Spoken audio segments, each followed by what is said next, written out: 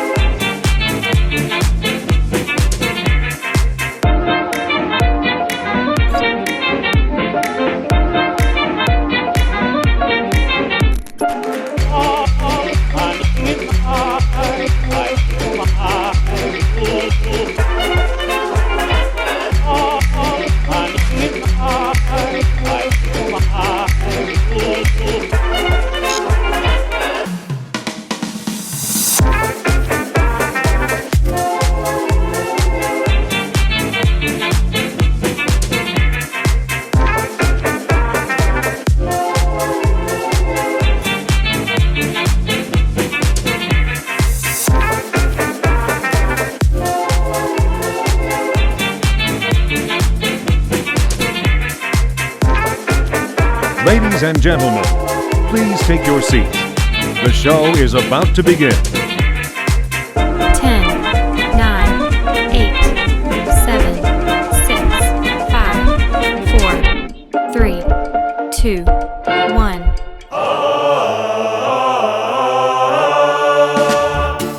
Hey everybody, welcome back to another episode of Thursday Night Fly Time here with Tim Pepperworth with Fly Fishing Board for Outfitters. Over there we got Dana Lattery. You'll see him in a second.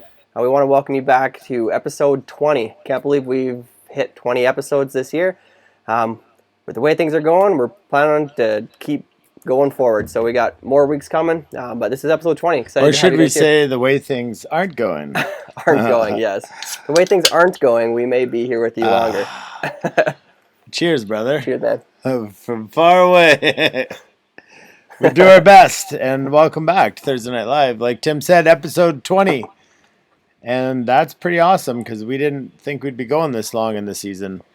And like we say every Thursday, we still have 4 more planned for you guys. Materials have not yet shown up for our 4 planned weeks, so we're getting by, and we're just keep kind of coming up with a week at a time. Once that stuff gets here, we'll have 4 more weeks, so you guys are lucky. Keep it coming. All right, so if you did go down to the brewery, did you try, what's Tim got one over there? The Cherry Raz Wit? Or did you get the Riverfest? Or what is your favorite beer if you did go down there? And if you didn't get a chance to go down there because you don't live close, what is your favorite beer? What is your favorite brewery? Let's just check in with everybody who's tuning in right now. Rob Merkley. Hell yes. What's up, fellas? Good to have you back. We put some bags up in Red Deer, and I see that you got one. Alana, what's up? Novlan, welcome. Appreciate you coming in. Trish Hepworth? I think that's my Is your wife. wife? It's probably Ren. My wife doesn't watch. It's probably Ren. She's on Facebook now. Yeah, whatever. Cam, Hey, buddy. what is with your profile photo? Does anybody see Cam's profile photo? It appears as though we couldn't give him a top fan badge. He went and made his own. And when I'm looking, it says top fan. So that's awesome. Ben Armstrong, what's up? How are you? Marcus Von Baldwin. Okay, you got to talk about Marcus's tables that he's been tying up. And Yeah. maybe we're privy to a few of the ones coming down the pipe. But you're tying on one tonight. Mm-hmm. I put legs on it, so just kind of made the table into a full-on table with legs. And check him out, Von Baldwin Fly Fishing on Facebook. His latest table is pretty cool, but he has one coming out, and I don't know if he shared it, so I'm not going to talk too much about it, but definitely go check it out. So, top fans, yes. Gunner Cove, how are you, buddy? Appreciate you tuning in. Gavin, how are you? And let us know where you guys are from, too, so throw that in the comments, and we can kind of see where the reach is going here in COVID times. Craig Jones, he has a top fan. Cam, best night of the week. It is. It really is. And for myself, it seems like they weirdly fly by, but they don't. I don't know. Weird. Is that By a the time we possibility? come back to sitting here, it seems like it hasn't been that long, but the weeks seem long when you're not here. Holy intro. Did you like the new intro? It was pretty dope. Yes. Spent lots of time on that, so hopefully you guys like that. Terry Landry, how are you? Rick, Rick, is it Gordson or Gertson? If it's Gordson, it's number 1. If it's Gertson, it's number 2. Just type in the comments there. Mark, hey buddy, how are you? Another top fan. Of course. Cam is just not cutting it. Don't understand the algorithm. Jason, Andrew Baglian, I believe it is. What's up? How are you? Bruce Cole, welcome to Thursday Night Live. Look at all the top fans in here tonight. Yes. Scott Smith from Ontario, how are you, buddy? Hey, Scott. We were a few minutes late, so that's why you couldn't find the feed, and so here we are. Alana got the cherry wit. What are your thoughts about the cherry raz wit?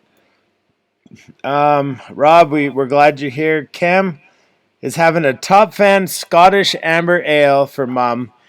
I don't know how much you want me to say, Cam, but we're thinking about you tonight as, it's a celebration of your mom's life, and let's cheers to that. Cheers to Cam's mom. All right. Whew, okay. Stay strong. Ben, cherry raz wit is tasty.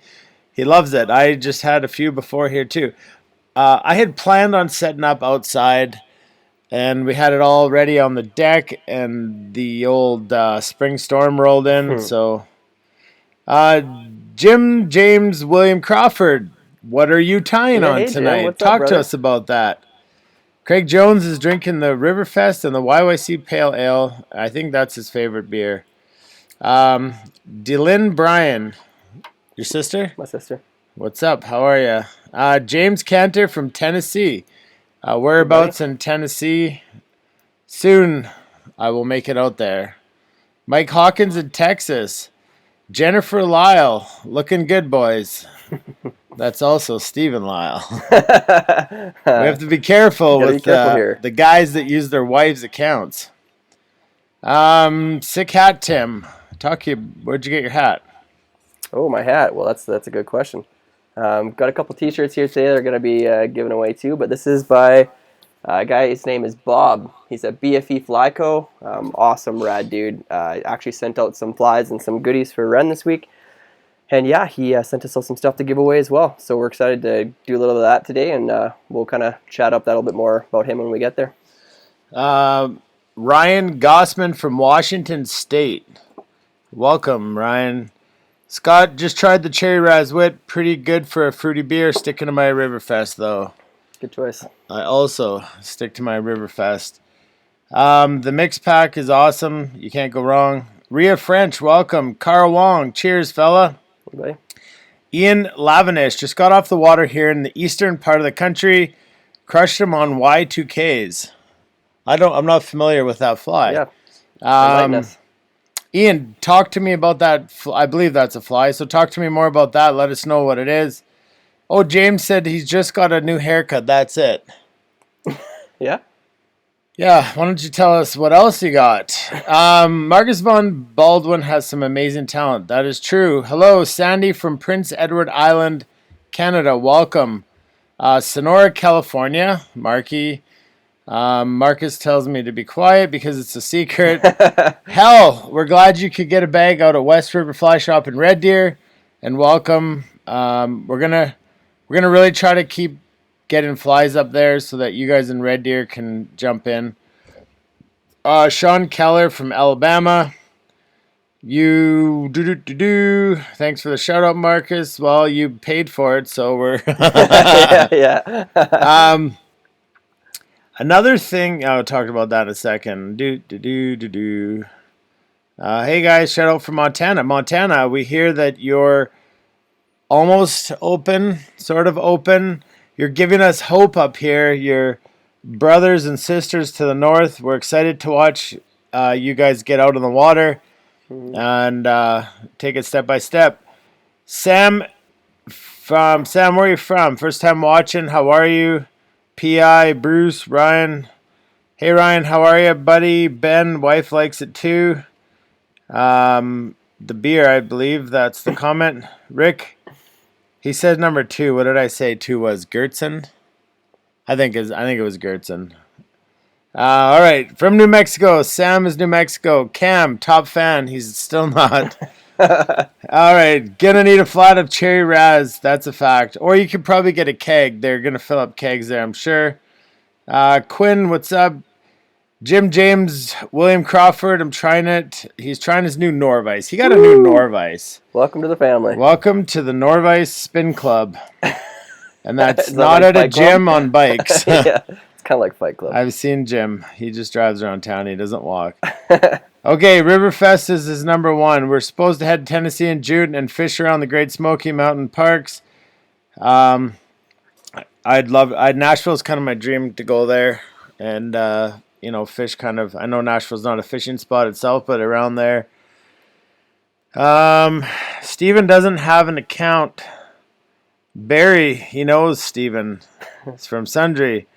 Okay, Johnny Word, what's up with drinking beer for effect? When can we see the videos? I'm not sure what you mean by that. Explain more, Johnny Wood. Cheers from Black Hills of South Dakota. Tied up some PT nymphs to Bonamassa and CC and Gingers.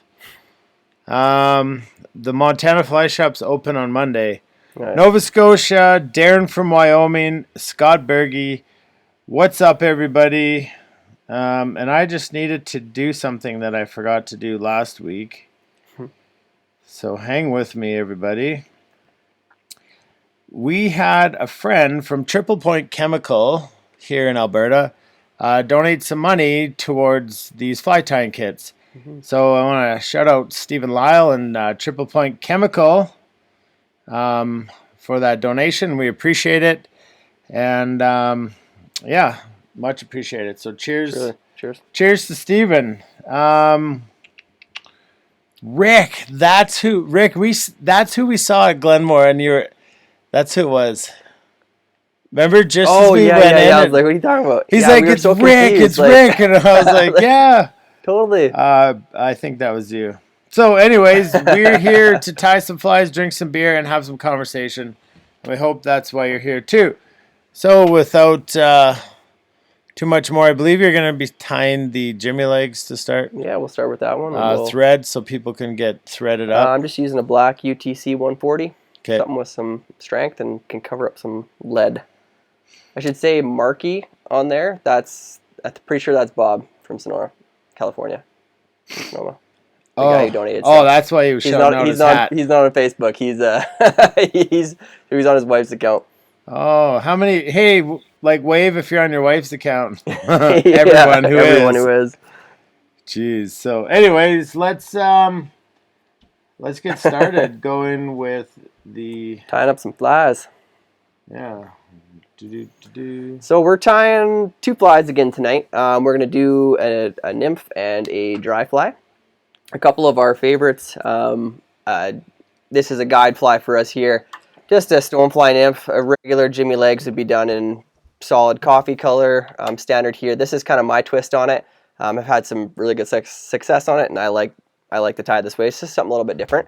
And then our second fly is going to be a kind of a Chernobyl style tied fly. That we use to imitate a green drake pattern.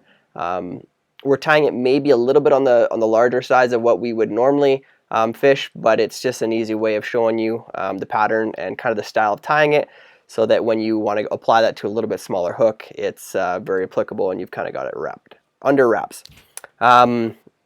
Yeah, so tonight we are going to start with the Jimmy legs nymph, so you can see it in my vise right now. So you can see kind of my style of doing this is I am putting in that third set of legs, which is some people find to be the worst part about a Jimmy legs.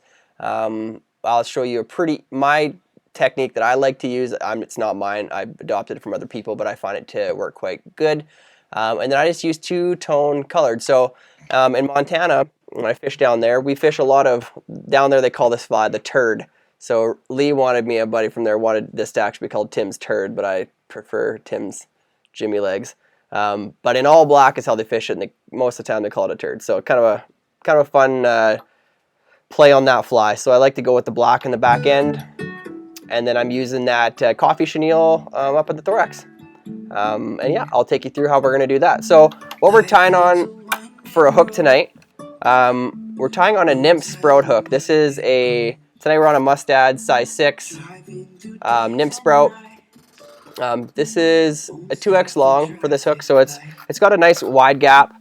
Most of the time we would tie this on a streamer hook, but I really like these nymph sprout hooks because they are very stout, and they have a nice wide hook gap, which you lose on some streamer hooks at times. So let's go ahead and get that in your vise. And like I said, I'm tying with UTC 140 in black.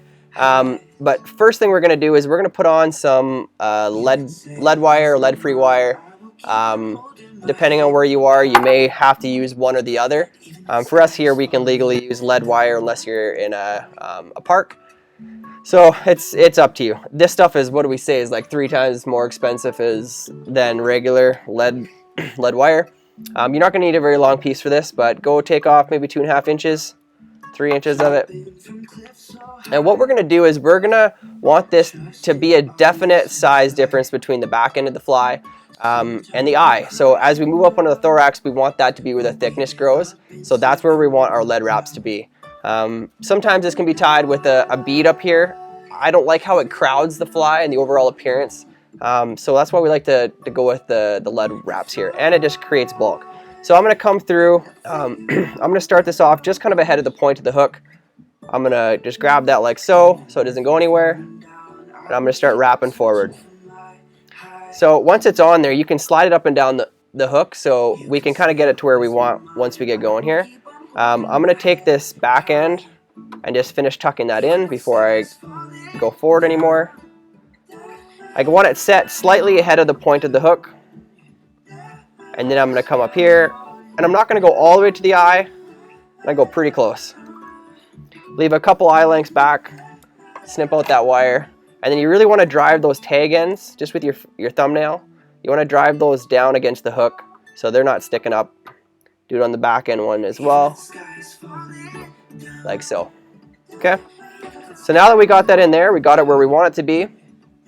I'm just going to take a little touch of Zap-A-Gap or some type of head cement, super glue head cement. And we're just going to touch on top of these wraps, then we're going to drive thread into it, and it's going to help that not to go anywhere. So then go ahead and grab your thread. We're going to attach it just behind the eye of the hook. Go in there and snip out that tag. And all we're going to do, guys, is we want to create a nice thread base all the way down to the back at the hook bend. We want to cover up all of this wire. And we want to create a little bit of a taper both in front and behind it, so it's not just straight to a big lump, okay? So we're just going to taper that a bit. So if you have a rotary vise, it's a great time to use it. If you don't, that's fine. Just do lots of thread wraps. We want to create a really nice layering, covering that all up the best we can. Create a bit of a taper right at the back end of that lead, and clean up any little bits that you missed. If you don't have a rotary vise, or even a vise that you can just rotate, it can be a little tough to get a good view of it. You're gonna need to move around that fly just to make sure that you got all of that lead wire, for the most part, covered up. Got a pretty decent taper there. I'm happy with that. So then I'm gonna come and bring my thread back up to just behind the eye of the hook. So if you're tying out of the packages that we provided for you, you're gonna have some of this floss leg material. You're gonna have 2 of one color and 1 of another. So the single color, or the one that you only have 1 of, you set that aside. That's for our green drake. The one you have 2 of, that color is what we're gonna use for the legs on your jimmy.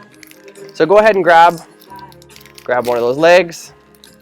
You're gonna need 2 of them, which you'll have in your packages. And I'll kind of show you how I cut and use them. Okay, so all I'm gonna do is I'm gonna fold that floss, and this is what we're using is not a standard rubber leg or anything like that. On these flies, we like to use this. It's called stretch floss. You can see it there. Comes in lots of different brands and different colors. That's what we're using on this fly. A little bit more realistic on the legs. You can get it in barred color as well, although it is quite expensive. So I'm gonna come in, I'm just gonna cut it in half. I'm gonna take one of those pieces and I'm gonna fold it in half. And now I'm gonna take and I'm gonna pinch that out in front of the fly, so you can see like there, just so I have that. I'm gonna leave it, so the length of your legs is always a guess. Some people like them super long, some people don't. My judgment for this front end is I wanna leave them just under the overall length of the hook. And I'm gonna transfer that measurement forward. I'm gonna tie those in right on top, so let's get a nice gathering wrap, pinch it down. Take a couple more wraps, and then what I want to do is make sure that those 2 pieces are spread out so they splay a bit. And you can see there, they splay just fine.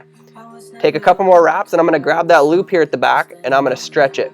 I'm going to pull it tight, and I'm going to stretch it down the body of the fly. Now as I'm coming back down, you can see I'm separating it, right? So I'm maintaining that floss. Both pieces are on one side of the fly, and one's on the other. So if I turn over my vise, you can see it like so. What I'm wanting to do is maintain one of those fibers on one side of the hook and one on the other, all the way back into the bend, so that when I am done my final wraps into that hook bend, they also are splayed, like so. And then I can release them. And we'll come back and cut those when we get there, okay? So at this point, we're gonna leave our thread right there. You're gonna have now 2 different colors of, this is just good old chenille. This one is in all black, and then we'll be using the coffee or the other color, the barred color up at the top. So with this material, we want to go in and strip out a few fibers just so we can expose that little bit of thread that's on the middle, and that's what we're going to tie in. So guys, as we're moving through these flies, don't hesitate to ask questions. Okay, so Dana's there. He can let me know if you have a question pertaining to the fly we're actually working on. And just let us know. And if you want me to slow down a little bit, I'll try to be a little better about slowing my pace. I'll take breaks here and there, and we'll talk about the fly a little bit and how we fish it as well. Okay, so let's go ahead and get that undercord tied in. So all we're going to do is come, take a nice gathering wrap, get it locked in, and I want to bring that right down to where I left that floss in the back end. Okay, and now I'm going to advance my thread. And how I gauge this is I want to leave it just ahead of so 2/3 of the fly is behind. We're not quite splitting it in half. I want to be just ahead of halfway, just ahead of the halfway mark on the fly. That's where I'm going to leave it, right there. Okay, and then all I'm going to do is I'm going to take my chenille and I'm going to wrap this color forward. So in the proportion side of this fly, I like to see a little bit more black than I'd like to see the coffee at the front. Okay, so that's when you're thinking of how much to leave down. Even at this point, I'm thinking, no, another wrap. I didn't leave my thread quite where I wanted it. So now I'm imagining that I'm going to have just a little bit less coffee than I will black. And I'm going to go in and tie that off.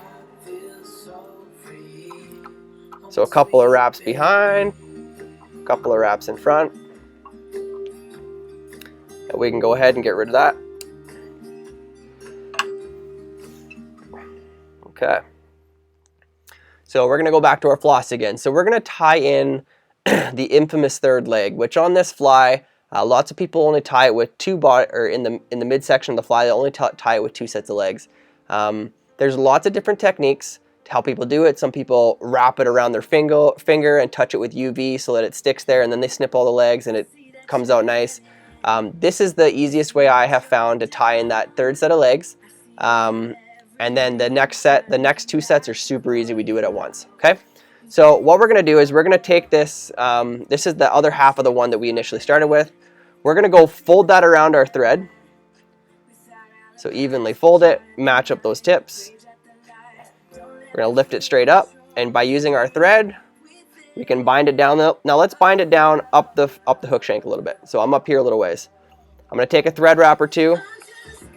And now I'm going to do exactly what I was doing back at the back end. I want to split these so that one is going on either side of the fly and one on the near side and the far side of the hook shank, okay? And so now all I'm going to do is I'm going to wrap those rearward until I get back to where I left my chenille and tied it off. So now if you look at it, I've got one on one side of the fly and one on the other. And also what I want to happen on this back set of legs is if all the legs are pointed forward or straight out, it looks a little funny. So this set is actually going to point more rearward, whereas the other 2 are going to evenly fan out on the top side of the fly. So by us kind of tying them in that way, it's automatically forcing those legs to go rearward. So hopefully yours turned out and looks something like that. What we're going to do now, any questions, guys? Don't hesitate to stop us. Hold off for a sec. Mm-hmm. Just trying to catch up with No worries. So we'll talk a little bit about this pattern. So you definitely can tie it unweighted as well and fish it more of a dropper under some type of hopper is a great way of fishing it. For us around here, if we're in stonefly season, stoneflies normally in the afternoon work their way out from deeper water, and they're going to come up and start to make their transition so that late at night and early in the morning, they're going to come out onto the rocks. So fishing one of these underneath a hopper later in the day, after maybe we've already fished our dries for the morning, is not a bad option. If you have too heavy a one, as we're tying it tonight, it might be a little tougher to do under that, so unweighted, there's also a purpose for that. We also fish them on a nymph rig, so we're going to fish this as a heavy lead fly, or when we really want to get down deep, we put up maybe a worm and a jimmy leg, something heavy to get our flies right down near the bottom. Another great way to fish it. It's really, I mean, I don't know, but Dana, I know you fished them a ton, and it's just one of those flies that having it in your setup is imperative. Yeah, it's important. I mean, you can fish them all. They're there all year. It's not that you have to fish the bug in a hatch. I probably don't even know if that's when I have most success. I would say for here around the Bow River, the pre-hatch is kind of when these bugs are moving their way out, getting up on the sides, and they're getting dislodged, and they're kind of getting picked off in that situation. So when you are fishing them, you're probably losing a lot because you're going tight to the edge with a nymph setup. But yeah, it's an interesting fly that I haven't really had a ton of success in the last few years, but I don't even know how to quantify that statement because you try different things and you get hung up on different ways of fishing, so you don't really go back to. But the old stonefly or the jimmy legs and a worm, it's a very good high water post runoff setup. One of the questions here, Dan King was like, why 2 colors of chenille? It's a good question, and it's probably more so about the sizes of the chenille than the colors, but Tim kind of answered that because it's the variation of this. It is, yeah, and the style of chenille, so this bigger coffee chenille, when you get it wet, its ribbings are larger, they fan a little bit different, and it actually makes it look like the thorax. Also, if you pick up, I mean, every stonefly looks a little different. There's different subspecies of them, but even a golden stone like we have in the bow, you pick it up, a lot of times the back, the lower portion of the fly is darker in color, and then you really notice the markings of that coffeed color, that the black to browns, the tans up on its when you move up to the head of the fly. So for me, I mean, like normally they tie them in one solid coffee color. I just think this looks cool. I think it fishes because it looks different in the water. It looks realistic. It's realism on a fly that isn't really meant to look super realistic. It's a very generic pattern, but it's so simple and it works. We tied earlier this year the Kaufman stone, which is very realistic looking. I think the shape, the color, and the movement that this fly gives is the attractor part of it. I don't know. It's just one of the only stones that I really fish where we're from. So maybe you guys have a favorite stone pattern that you use. It's sometimes it's a favorite because you get stuck on it and you don't vary. No, I know I had a client one day. He had a Kaufman stone, and that's where I got onto that about 8 years ago. We were having a slow day, and he's like, "Do you mind if I put on this bright gold Kaufman stone?" And I'm like, "Well, it's not. We don't use that here. We use the Jimmy legs. If it's not working, nothing's working." It was like 5 minutes later, he started hammering fish, and the rest of the day he was catching fish. So why did it? I don't know. Maybe everybody's fishing these, and the fish are kind of getting smart on it, but it doesn't hurt to have a variation, and it doesn't hurt to try those variations when your favorites aren't working, and that's sometimes when you find a new favorite. Dan, hope that answered your question.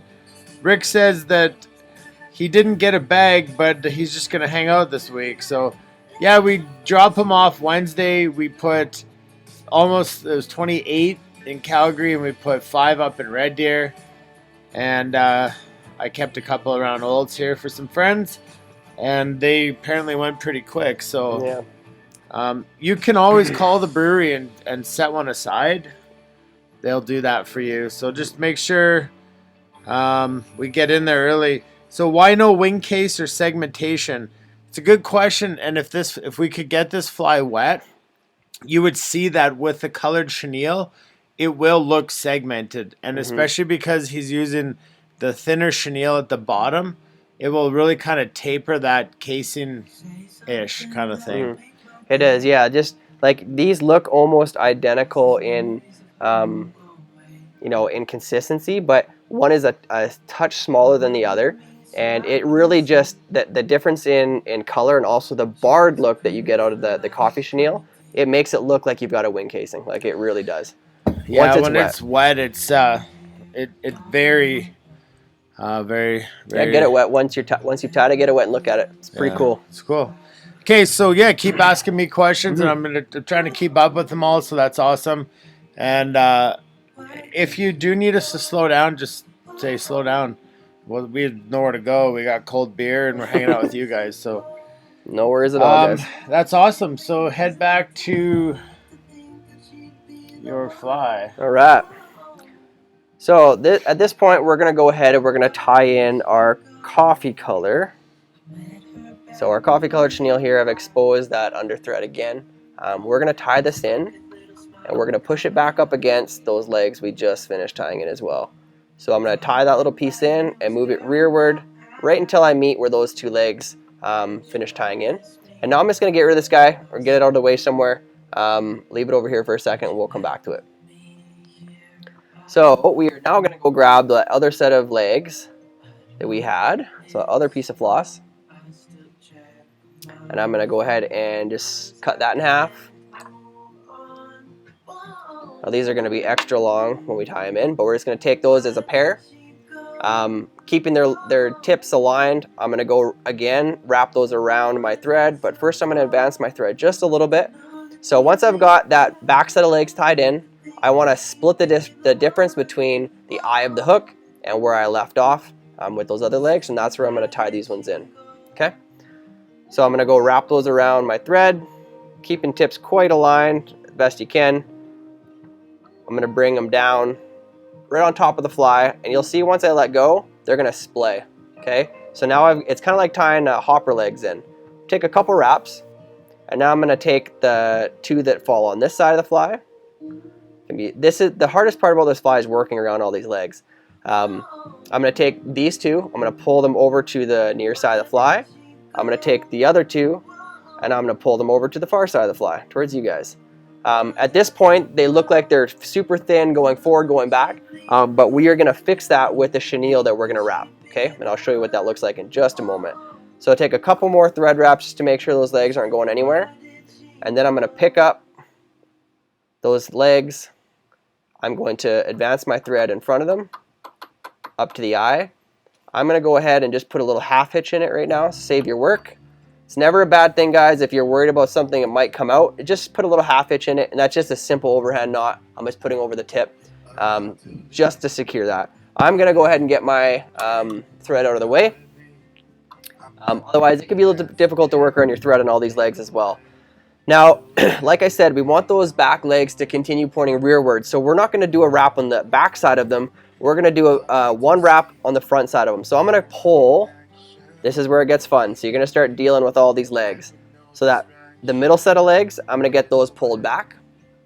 I'm going to take one wrap of chenille. So I've now forced those ones to go rearward. I'm going to take another. You might take more or less than I do, depending on how you spaced out your legs. I did 2 wraps before I'm going to come in front now of those middle set of legs. And now you can see we've cordoned them where we want them. So we're able to take them and keep them where we want them by forcing that chenille. If I wanted to go, let's say, one more wrap, I could force those forward even farther. So I'll show you what that would look like. I'll send one more wrap, and now they're splayed almost straight out.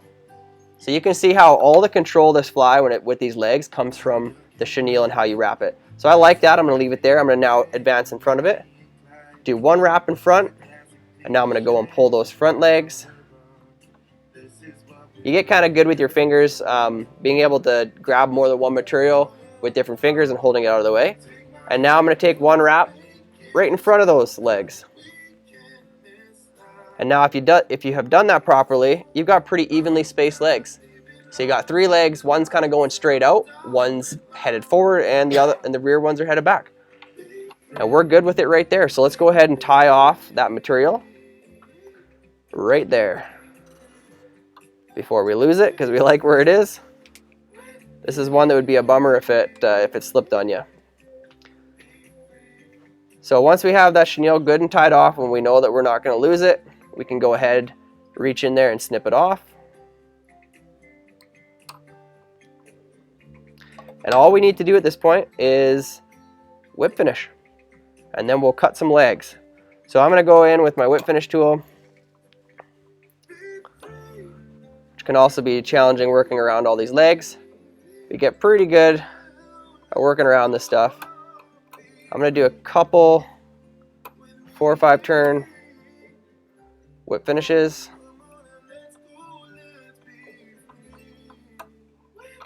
There we go. Make sure that's good and secure. I'll go ahead and snip out my thread and get it out of the way. I'm going to flip it upside down to where I can see those thread wraps really well, and I'm going to go in and just put just a touch of some head cement, just so we know that that's not going anywhere. This can be a good durable fly. If you don't lose it on the bottom of the river, you could catch a lot of fish on one fly before it tears apart on you. So I got that in there, and now I'm left with this. So all I need to do at this point is snip some legs. And again, like I said at the start, everybody kind of has their preference on the leg length. I don't go super long with my legs. Some people leave them super long and tarantula-like. I'm not quite to that extreme. But first thing we need to do is we left that loop in the back end, so we first need to go in with our scissors and just snip that so it opens up. And it should have splayed almost perfectly, like so. It's a little bit long for my liking. I'm going to take a little bit off that back set. Then I'm going to flip it sideways so that I can see these 3 legs out the bottom, and I'm just going to kind of put a little tug on them so they all come even together. I'm not stretching them. I'm just bringing them perpendicular here, and I'm going to come in and snip. And now once I've done that, I'm really gauging my other side off of the side that I already cut. So I know about where I did it. I'll cut these ones, and I may have to do some trimming to match them up. This side I left a little bit longer, so I'll go in, cut them. That's about even. I like the way that sat. And if your front or your rear ones don't want to splay for you, you can really just work them a little bit and tug on them, and they will move around the edge of that hook a little bit more. There we go. I got those ones to splay. The front ones as well. Like I said, everybody has a preference on leg length. Just pick what you want and fish it. They probably are all about the same. But the problem that you get into, like I'm doing right now, is once you start overanalyzing it, you just keep snipping, and before you know it, you don't have any legs left. I like that. Good. And that should be it, guys. That is my variation of the Jimmy legs. Great fly. Ton you can do with it. Just hold that in the camera. Yeah. Yeah, this is a great photo to show this. A lot of questions about the. Not sure if you can see that. It's a little bright, but what you can see, even you know, it's a little bit bright. Put your hand over top. Shade that Cover a bit. it all up. Yeah. So you've got a super dark, like the back end is significantly darker than the wing case. You can see that. And even those legs, just the way they appear, they do have some barring on them, but they are more that coffee color. Whereas in the back end, everything just looks more solid in color. Like I said, it's just a variation on this fly. They probably all work quite similar. But this is why I tie mine this way, is just because of what I've observed on the river. I pick up a ton of bugs, and I just like the way it looks. It's great. Yeah, the idea was showing this photo. I don't even know if I can really trying to get it in to see that it's the legs are because a lot of questions were. You'd think with technology we could just put it up on the screen, but you would. The questions were like, "Does it supposed to look like a spider because of the legs?" And a good thing to think about is the time of the year that you fish these. You might want leggier stoneflies because they become a very active bug. Which, if you fish them in the winter, maybe you're not worried about a lot of activity with their legs. If you're catching fish, targeting them because they're moving out, they get out of the water, they come onto the rocks, where that was picked up, and then they hatch. They're nocturnal, so they hatch overnight. If I would have been smarter, I have a time lapse of stoneflies hatching in the middle of the night, and it's pretty cool to see how that takes place. But just realizing the activity of the bug and how you want them to be super buggy. So maybe the Kaufman stone would be great in the winter because it's not super buggy like this. You're fishing these things just post runoff when they're super active. Maybe a super buggy. It's higher water. These bugs have to swim, fight a bigger current. Something to think about. I don't have an exact science on that, but it's just theories that I play with while stalking my fly box. So let's go back to a few questions. If you have questions about this fly, if you have questions about how to fish this fly, let's do our best here. It's a big stone. So Scott's from Ontario. So Scott, that's probably too small of a stone for what we fish around here. More like a size 4. If you were talking about the fly or the picture, I'm not sure which one. But yeah, we have some really big stone flies here. So yeah, it's fun. It's an interesting event that takes place is our rainbows are spawning. They're kind of coming back into the river. The runoff hits, so fish are parked up against the banks. Not eating much for a couple 3 weeks. The rainbows are hit hard from their spawn. They come back and these big huge bugs start to move their way out, and it's a huge source of protein. It allows them to quickly put on the calories, which is important.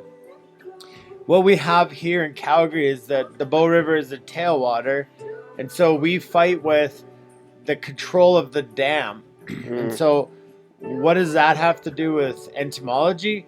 Well, when you understand that these bugs crawl out onto the rocks of the shore, I think I have another picture there that's just shows like, yeah, like this one is super cool. I think I can zoom in again.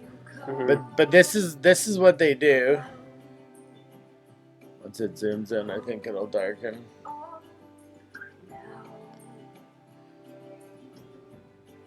So there's a rock that is absolutely covered in stoneflies, and you can see how not far out of the water they are, I guess you could say.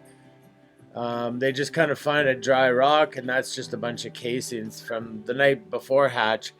And so you can see how close that is to the water. So now if they try to mitigate the flows and they open up the dam and it gets doubles, or it gets, Americans would be CFS, for us it's cubic meters.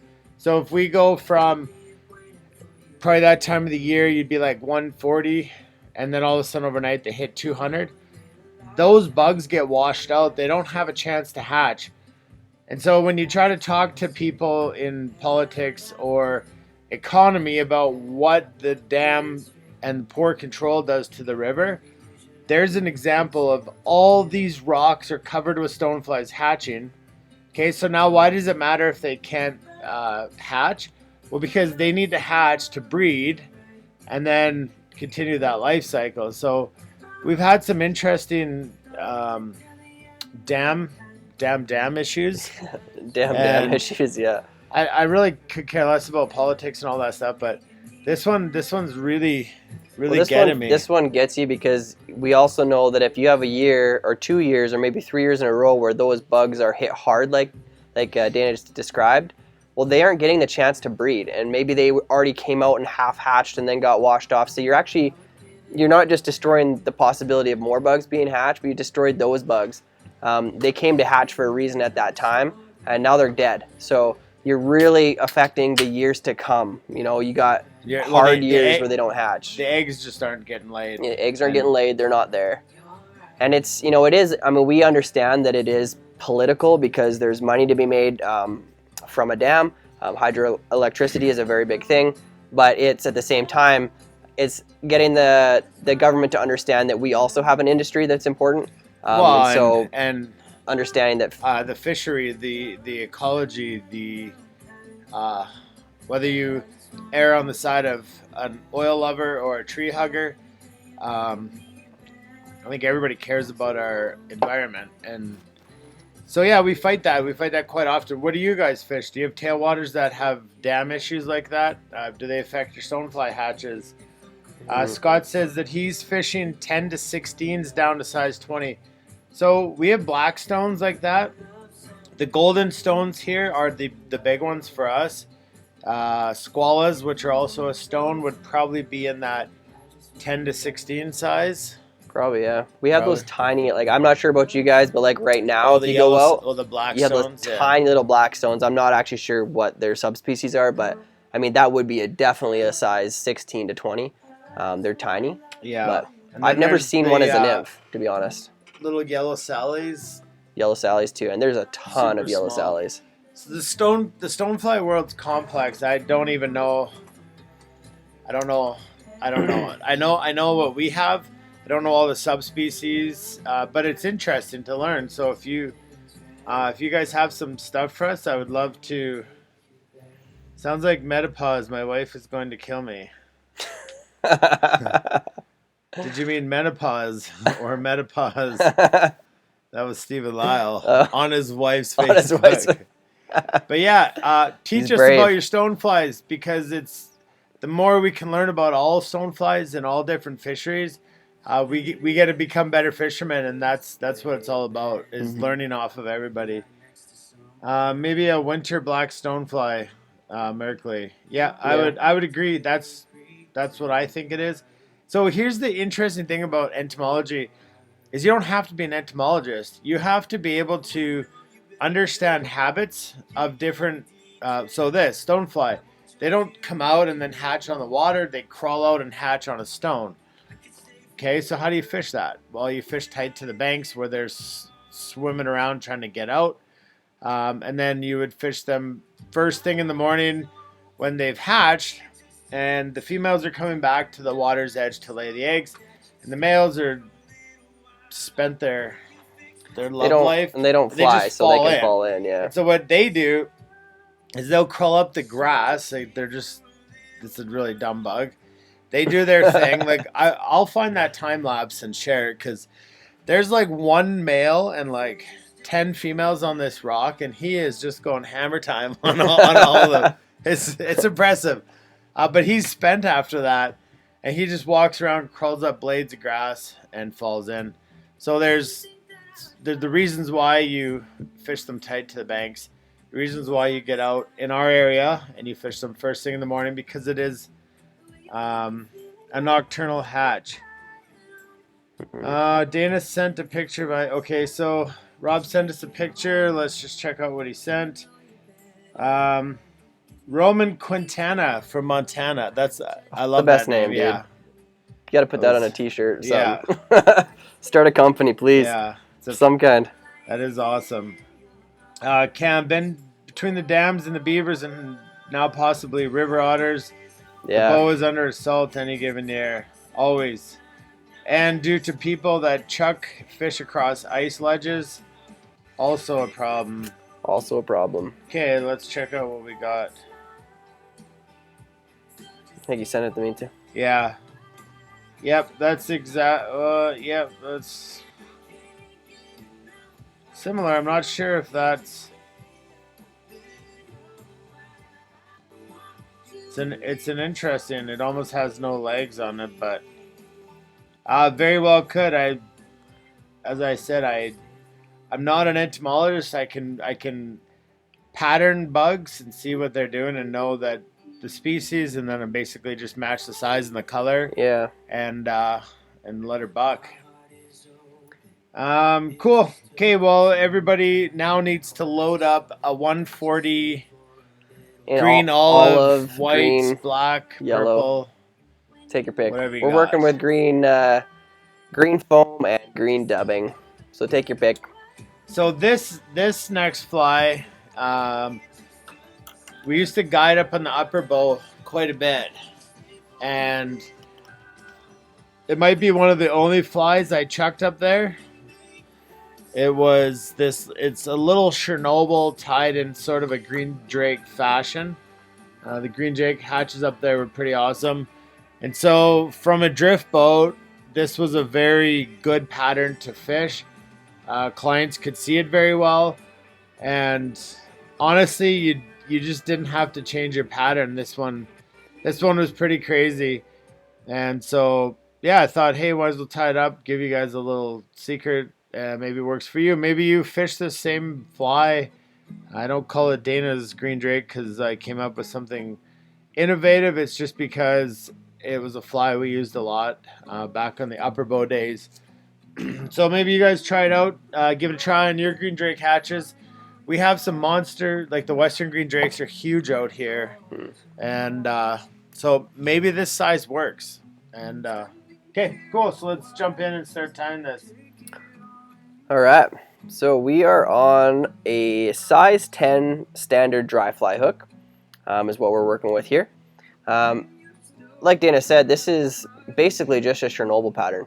We're not putting a wing on it, as we wouldn't really need to per se, because we're not trying to imitate a stonefly. We put that cider foam so that we have a hope of seeing it, and it just gives it a ton of floatability, which is something we really like about this fly as well. And we're gonna put some dubbing on the bottom. I'll kind of show you my technique of this. It's pretty quick and easy fly to tie. You can bang out a whole bunch of them. So if you're tying from our packages, you're gonna have a piece of foam. I'll show you how to cut that the way we want to.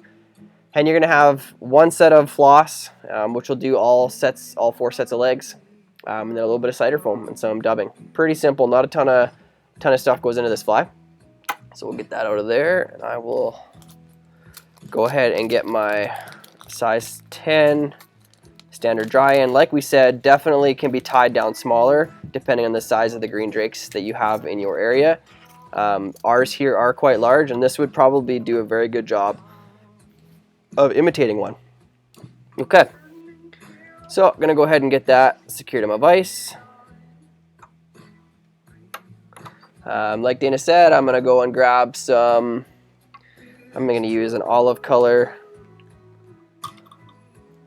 UTC 140. Gonna go ahead and get my thread attached up at the eye. Snip out our tag. We want to just lay a nice thread base down all the way to the bend of the hook, and then back out to the eye. Okay. I'm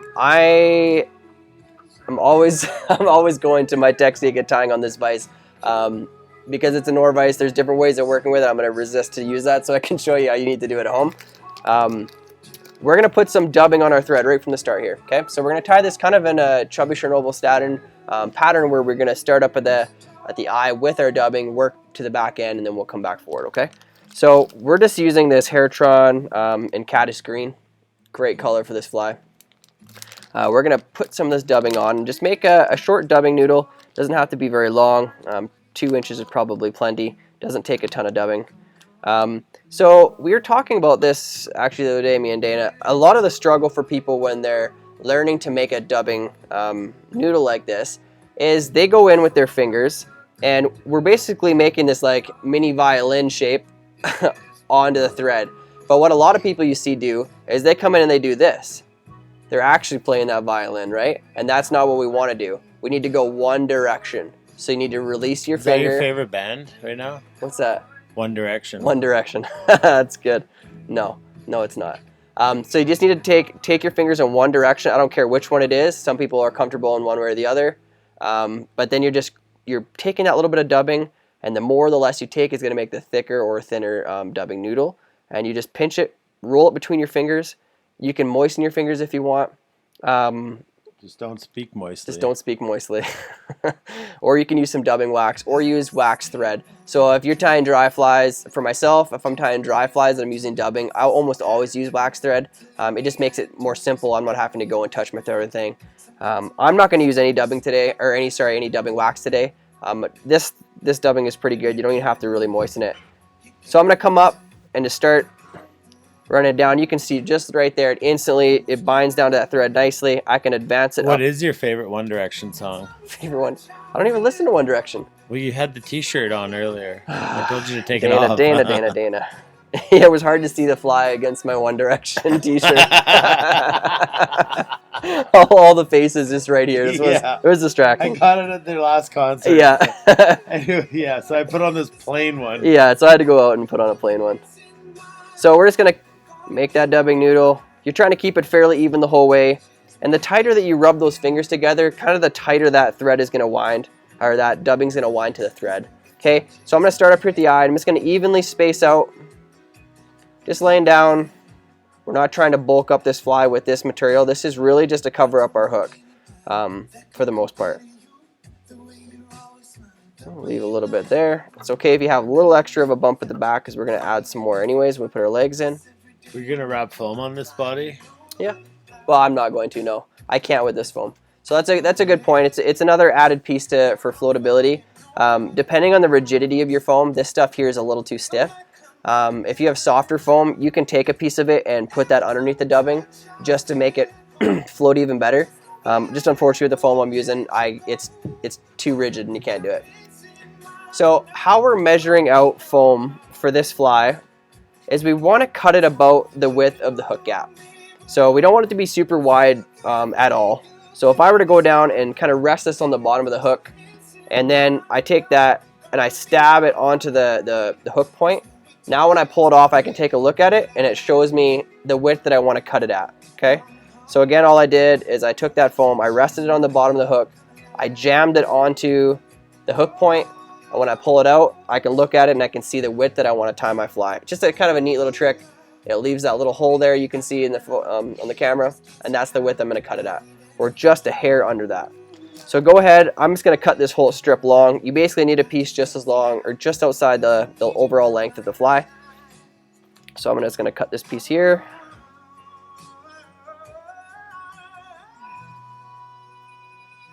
And we are going to taper the rear end of this body a little bit, and we're going to leave a little bit of extra hanging off. It kind of imitates that the curling back of the mayfly tail. So all I'm going to do is I'm going to come in here, and I'm going to just taper the back end a bit.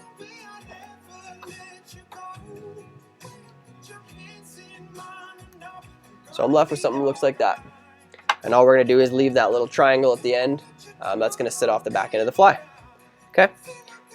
So I'm going to come down and set this right where I left my thread, which should be basically at where the barb of the hook would be. I'm going to spin up my thread here because it's unwound on me. I'm going to set it down like so.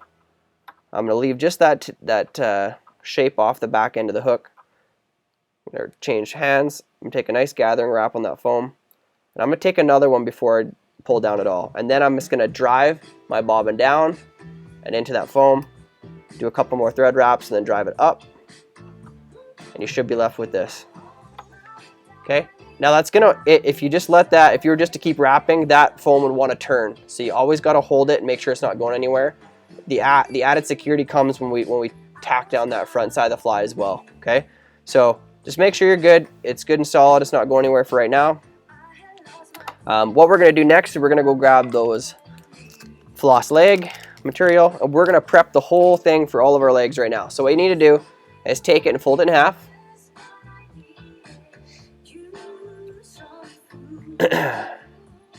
Once you got the tips aligned, you're going to go in, you're going to snip out the bottom loop, and now you're going to take them both again. You can leave them together and cut them all at once. Fold them in half again, match up the tips, which is going to leave you with this. We go in with our scissors. We'll cut both of those loops. And now I've got 4 sets of legs there. Okay, so I'm going to take 2 of them. So I got 2 here. I'm going to match up their tips again. And I'm going to tie them in about halfway through them, so 50-50. I'm going to tie them in right on top. So I'm going to take a gathering wrap, take 2, and on my third one I'll let my bobbin hang. So I've got all 4 legs sitting up like so. I'm going to take the ones on the near side to myself and bring them around to the side of the fly. Do the same over here. Take those 2, pull them over, so I'm left with something that looks like this. All I've done is kind of wedge them into that crevice I've made with my thread. I don't want to pull them all the way down to the hook because then they're going to point down. They're not going to look the way we want them to. So I'm just being mindful of that, just kind of getting them right to the bottom of that foam. And at this point, to make sure they stay splayed, we're going to put just a little bit of dubbing in. Cam loves the word splayed. Splayed? All right. Well, he is a top fan, so He is whatever you need. Self-proclaimed top fan. Self-proclaimed indeed. Well, we love you, Cam, either way. So I'm taking just a wisp of this dubbing. Not much at all. Just a tiny little wisp in my fingers. And I'm going to color up my thread with it. So I've got a noodle that's maybe a ½ inch long. Just a little bit here. And I'm going to make sure those legs stay splayed. And wrap until my dubbing's gone. I'm now going to go over and grab this cider foam. You can use the yellow, you can use orange. The yellow looks really good against the green. It stands out probably the best of any color. I want to make sure though that I cut it thinner than the width of the foam that I have laid on top there. And it doesn't have to be very long. We're just taking a little cube of it. So I'm going to just thin this up almost in half.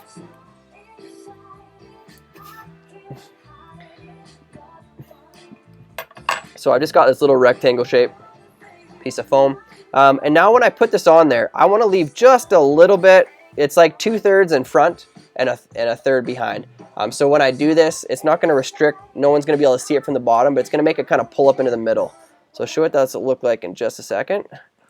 So I kind of got 2/3 to the front half. Take a thread wrap and a second one, pinch it down. And now basically what that's done is causing one of the pieces to stand up, like you can see, and that other piece stays down against the body. I'm going to leave it just like that. So you look down. Those thread wraps haven't really done too much to harm our dubbing or make it look any different, but we're going to just put just a little wisp of this dubbing, because we're going to advance this all now. We're going to advance it forward up over that dubbing we left, but we don't want to make it bulky again, so we're not going to put too much dubbing on, just a hair. We'll lift up that foam, and we're just going to open wrap forward and leaving about a hook eye's length behind the eye. I have a little bit too much dubbing. It's easy to just go up there and pinch it and pull it off the thread. Okay, I'm going to leave it there. I'm going to pull that foam down. I'm not yanking on it. I'm just bringing it down, touching it to the hook eye. I'm going to go up, kind of take that first wrap, then switch hands so I can pinch the foam so it doesn't go anywhere. I'm going to take that second wrap, bind it down, pointing my bobbin down, take another full wrap, and drive my bobbin up. Good. That is locked in. You can always go back and move those legs after. They should still move for you if they're not quite where you want them left. Not too important at this point. So that's where we're left for now. So now I'm looking at the bottom. We've got good coverage with that dubbing. We've come up to the front position here. We're going to go and grab those legs that we cut, the other two sets. We're going to match up their tips. We're going to do exactly what we did in the back, okay? We're going to do it up front. 50-50. Take a 1 wrap, 2 wrap. On the 3rd wrap, we let them hang, let our bobbin hang. And we're going to grab and separate those legs again. Take 1 set to the near side and 1 set to the far side. It appears as though Cam left and Cam left. Rejoined us. Somebody hurt his probably feelings? That's probably why he's not getting the top fan. Oh, Cam, you got to stay engaged, buddy. You got to stay here with us. If you don't stick with us, you're commitment factor. What has caused you to leave us? You must stay with us to get your top fan badge. Cam, we're gonna need to know your commitment here. If you really want that top fan, yeah, I can release it. Do you guys? Yeah. So separate those legs again. If you splay them, separate them. Mm-hmm. If you're good with your fingers. Yes. Is your wife still watching? I don't know. I hope not. Yeah. So PG-10. Should we release the top fan badge to Cam? That's a question. Can we even do that? Can we? Well, the answer is yes, I can. But have you fan blocked him? No, but what I want to do, I actually interrupted you, is because I want to give away one of these awesome T-shirts. All right, let's do it. As you're almost halfway, or probably 3/4 done. Yeah, 3/4 done this fly. And so yeah, that's about where we're at with the fly. Mm-hmm. And we'll come back to this. So do grab one of the shirts. There's a large and an extra large. Mm-hmm. Let's do the large. I think this is the one with the, yeah. So this logo is awesome. So you got your your Bigfoot walking away, piecing out. So what I'll say is, so that Bob, the guy who donated these, if you want to go follow him on Instagram, his Instagram name is b.f.e_fly.co.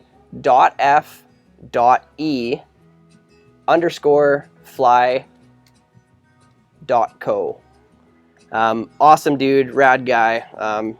Really good getting to know him. Not only did he send out some great flies for Ren, but just a super good dude. He's a great tyer, ties commercially as well, so maybe hit him up for some flies. He's got some killer purple nymphs you got to check out. Hopefully get some photos up. His Instagram account's fairly new, so if you want to see, as in super new. Yeah, so he's got a different Instagram account as well, but we'll send you to this one because that's his fly tying stuff and fly fishing stuff. So again, this is your shirt. Oh, there it is, above Dana's head. And he also B.E.F.E.B. whatever. I don't know if you're gonna have a .co or whatever, but BFE Fly Co. And how are we giving away this? I told that's you a good I was question. Come I know up with we a really were cool thinking we'd idea. come up with a great plan here. Um. Well, you definitely got to go follow him. Start by doing that, and we'll think of the rest of this here. All right, so let's say large, please, thanks. Rob, did that work? Okay, good.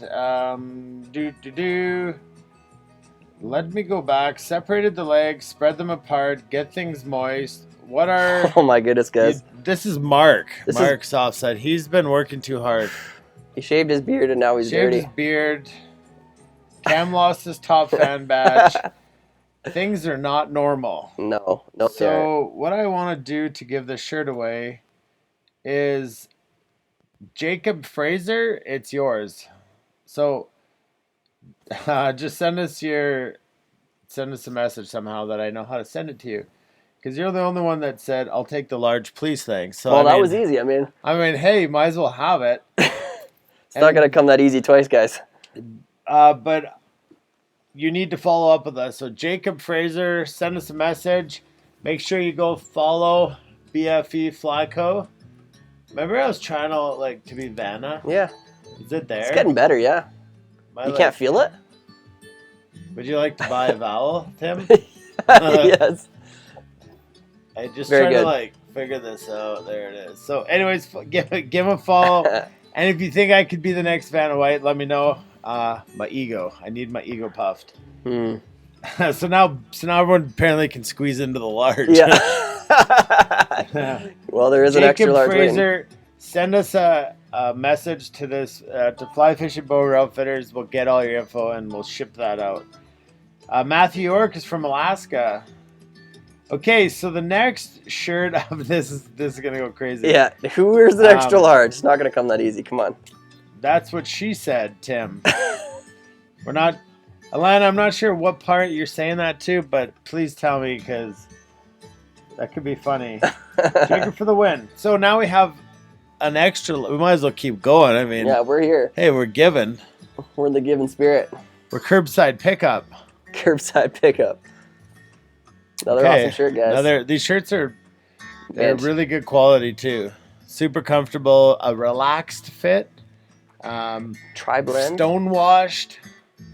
BFE Flyco, folks. BFE Flyco. He didn't send these shirts for us to. He didn't even know we were doing this. We had to ask him today if he was okay with that. So this is not him trying to pump something out. Not at all. We just want to promote him because he's a good dude. Yeah. All right. So the winner of the extra large is. We're gonna have to play a game for this. We can't be that simple. Yeah, come on. Okay. So this isn't gonna work because this is Do you want to everyone's hand me one gonna of those guess this. before you play with it? Well, not the other than hang them between your legs. Okay, how many? Throw it. Tim, catch. Yeah, I'll catch. That's easier. Yow. That Radio actually looks sternum. funny. All right, I need Now to I can't know. open it. And let's see whoever gets the first. Let's see the dude to do. We have a Bigfoot in Texas. I'll take a 2XL, please. If you go follow BFO, I just saw that and it looked funny. Jacob said that's the easiest shirt he's ever won.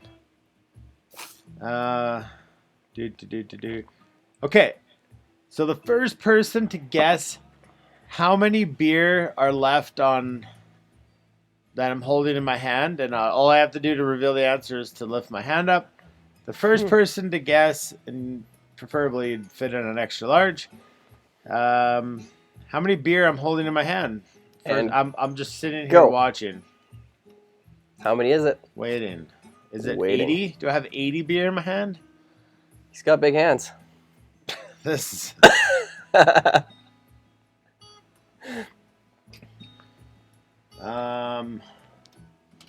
One less than he had a few minutes ago. Oh, we apparently froze.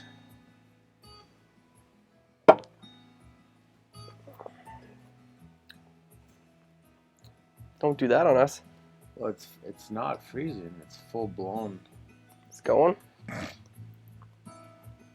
We're just waiting here to see where you are.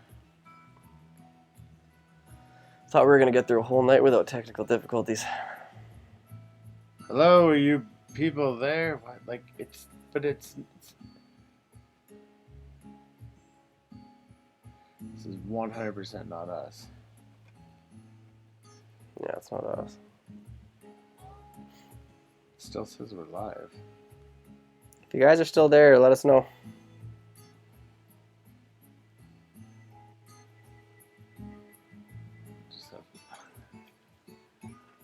Wow.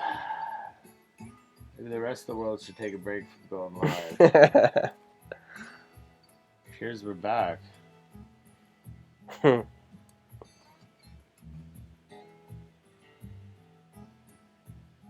People are commenting and everything. I don't.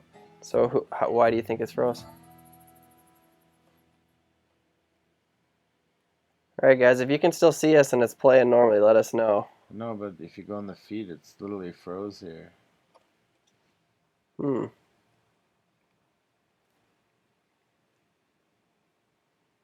Why would it be doing that?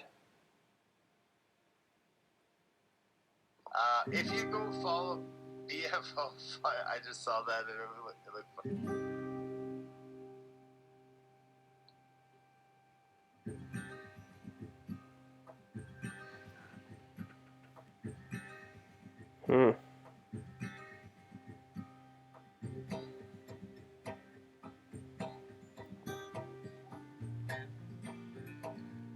I've no idea what to do because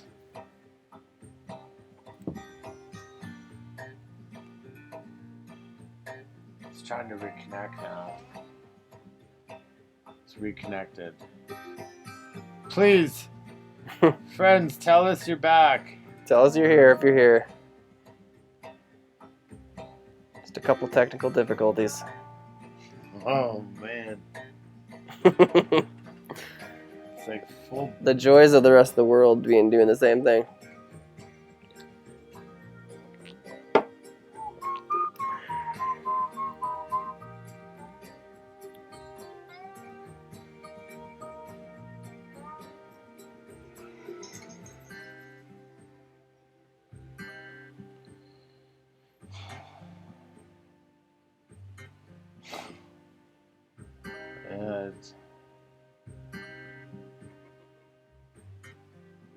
Oh, we're back. We're back. Yeah, it popped up again. I don't understand. It didn't kick us off of here, so I don't know why Facebook is struggling hard today. Hang in there, folks. We'll give you guys a chance to hop back into this feed, and we'll keep on going.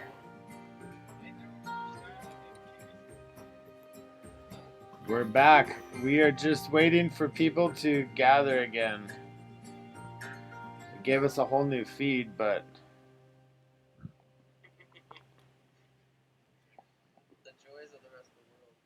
apparently Facebook doesn't like giveaways. Yeah, they're like, hey, don't be giving away stuff now. They're like, hey, you give away stuff, we're going to cut you down. We need to know how to get our piece of the puzzle.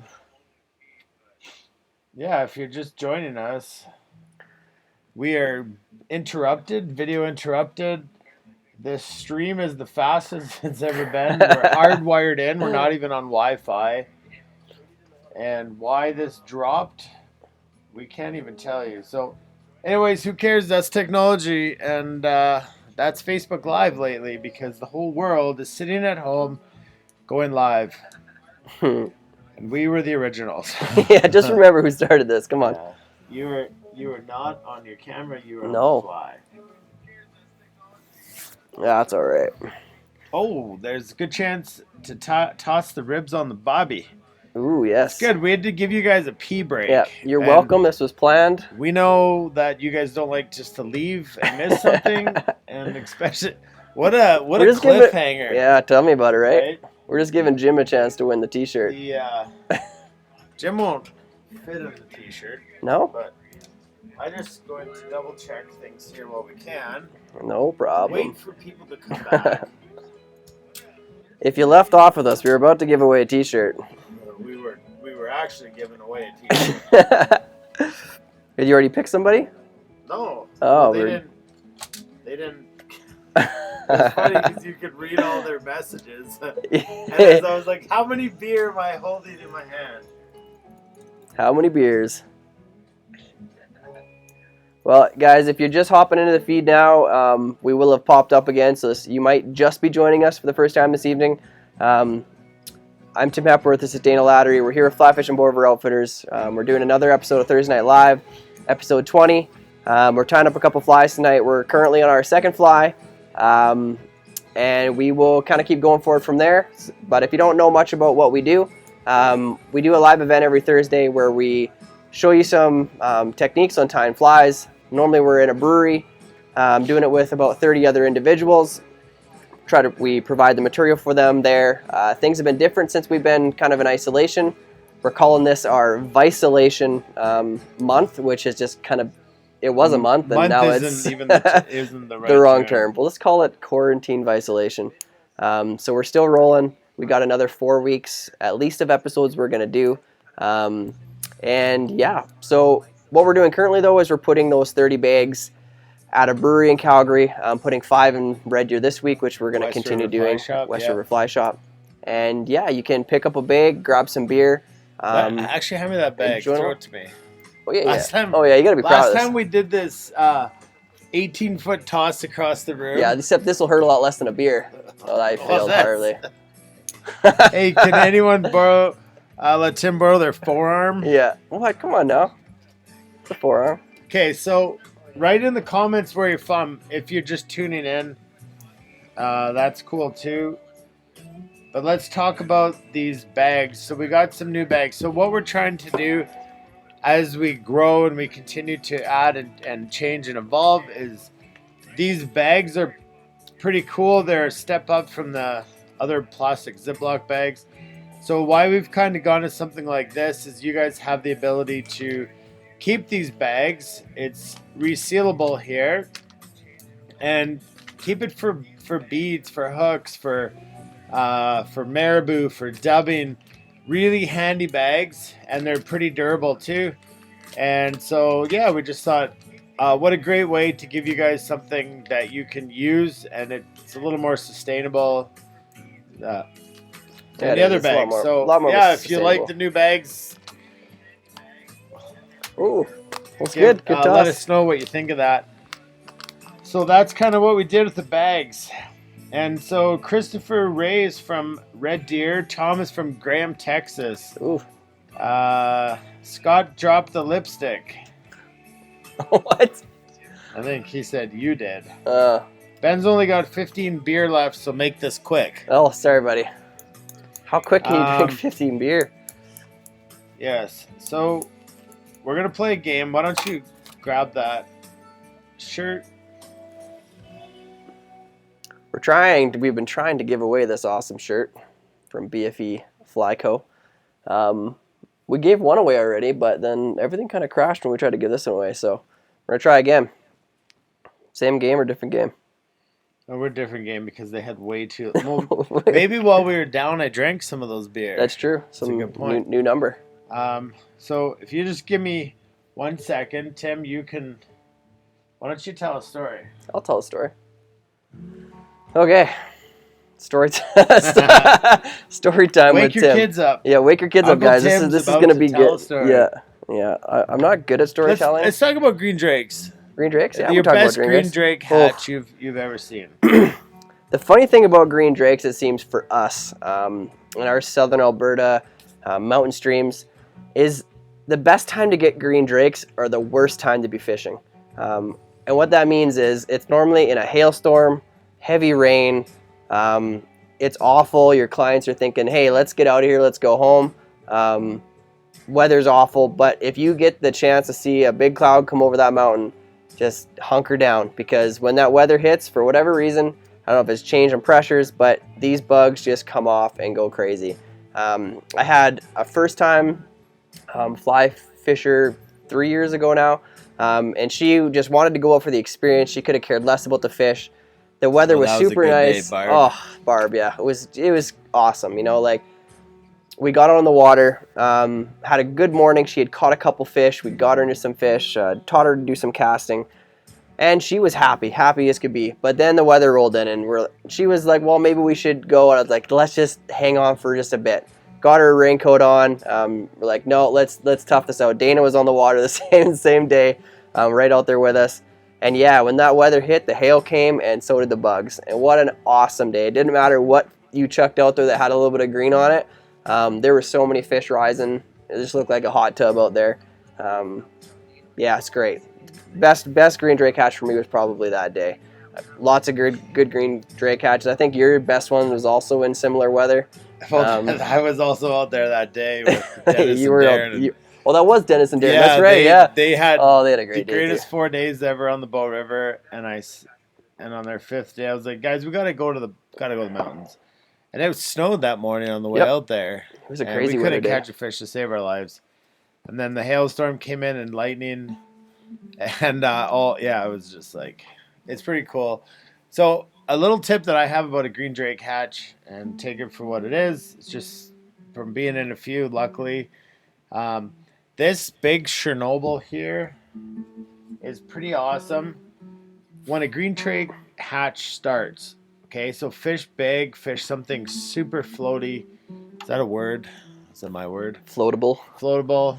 And fish this. Okay, so what you'll also notice is that you get about 45 minutes of mayhem, which if you get in a real actual hatch, it's pretty incredible. And then what I need you to do is start to size down your green drake and to get more. What are you laughing at? I'll send you something here. Oh. The original logo is quite provocative, and I like it a lot. So as you get into the hatch and the hatch starts to slow down, start going more realistic on your green drakes. Start sizing down in your green drakes, and then I find the biggest fish kind of target the beginning and hang out, and then they just start to really get wise at the end. And the little fish are little. The smaller fish are a little more stupid, and them just attacking everything that pops out. So then at the end of the green drake hatch, put your green drakes away, and then take out we should give this shirt away. Well, you've been trying. You told me to talk about green drakes. Take out a beetle or an ant and throw something super small and watch it. It's pretty cool. Even if you can't match a hatch, throw a little terrestrial in there. So there's my green drake tip of the week. Just giving away golden nuggets. Yvonne Roy said it would be a nice t-shirt for wife sleeping in it. That is also true. Tyler O'Neill just tuned in. So yeah, we're spinning up a Norvice here. Hey, buddy. We're just Glad you working could tune in on a green drake, and so let's do a Norvice question. Ooh, good. Norvice question. A Norvice question to win. Norvice question to win. That's a. Where is Norvice located? And we're not talking about the one that's on Tim's Sitting on my fly desk. time table. Troy's like, you just gave away golden nuggets. And looks like Dale Lattery's watching. Hey, Dale. How are you? So Tyler O'Neill with Norvice. And the question that we have to give away this t-shirt is the first person to tell us where Norvice is located gets to take this shirt and wear it. Okay, I just threw in a hint. They got to wear it. Idaho, it's not true. Cam, USA, I'm going to need you to earn that top fan badge a little better. And it's not Montana. Not Montana. Keep guessing. Tyler, if you're still watching and somebody gets it,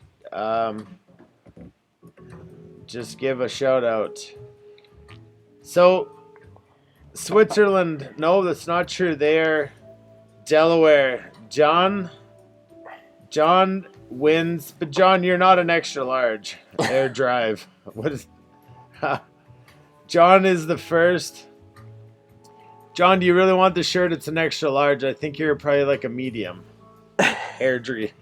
Jim, it's where you got your Norvice. Where you got yours, not where they're made. Yes, Delaware. They are located in Delaware. Can you repeat the question? Ryan Storch is actually correct in Hawkinson, Delaware. That's a fact. That's a fact. I don't know what to do, guys. I feel like I missed the answers. John's laughing because he knows he won't fit in an extra large. But the actual answer is Hawkinson, Delaware, and so you guys sell those shirts, Jeff Chitwood. So this isn't our shirt. This is just someone who had sent up some stuff. and we just want to give it away because it's pretty cool things. So this is BFE Fly Co. You can find them on Instagram, and I think he's out of California. Mhm. Why don't you show the shirt one more time? Sonoma, California. One more time. Alana's already crushed her Bow River 6-pack. Well, Alana, you need to get onto that next 6-pack. You said you had a mixed 6-pack. Okay, so looks like the winner is Ryan Storch with Hawkinson, Delaware. I didn't see Tyler jump in there, but yes, that's the answer. If I screwed it up, I'm sorry. I'm just Delaware, Delahoo. Okay, so we do have a winner. That is taken care of. Both shirts are given away. If you want a shirt, send us a message. We'll make sure that we get the shirt to you. Yeah, and I don't know. We don't have anything else to give away, do we? And if you what's behind you in your box? if you want that shirt and you didn't get one given away, just reach out to me or Dana. We'll hook you up with Bob. Yeah. So we're gonna get back to finishing this fly because we've been keeping you guys hanging, and you want to see Tim spin a Chernobyl on a Norvise. Is that even possible?